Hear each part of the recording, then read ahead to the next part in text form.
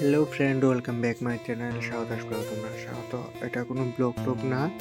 আজকে এখানে গেছিলাম, তো এখান থেকে আসার সময় দেখলাম যে একটা অ্যাক্সিডেন্ট হয়েছে। তো অ্যাক্সিডেন্টটা দেখো, খুব ভয়ানক একটা অ্যাক্সিডেন্ট হয়েছে।